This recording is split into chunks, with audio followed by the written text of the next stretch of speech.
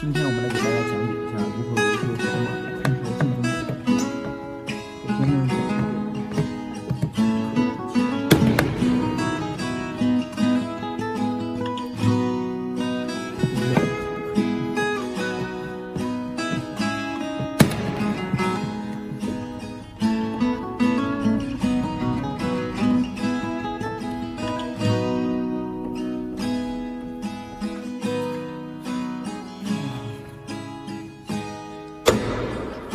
丝啊，这里面还有很多丝啊。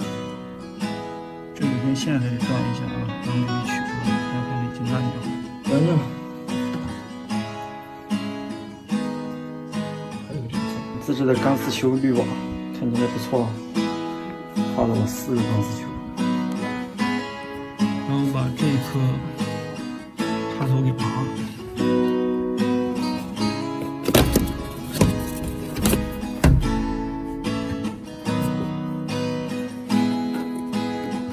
这个插头也拔了，这个插头也拔了，然后把这个插头也拔了，然后把这4颗螺丝拧开就可以把它拆下来。这螺丝跟里面这个螺丝拆下来了，那这个5公斤总成就直接拿出来。我们把这个液压小撑杆给撬开，从这儿撬一下就行了，然后这个鼓风机就可以拿出来。把这根杆子给卸了啊，然后鼓风机就很轻松就拿出来了。很脏，擦，这玩意儿真脏，我操！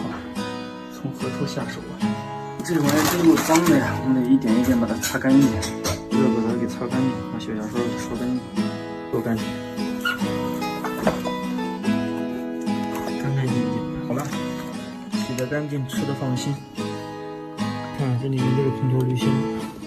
把这口再给它洗干净，然后好了，所有螺丝一个不差的放上去了。现在把最后一个盖子给盖上，大功告成，这个螺丝没差。发动一下试试。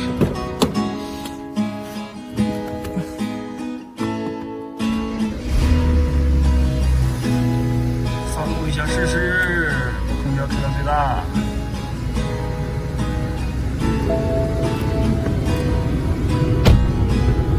声音正常了。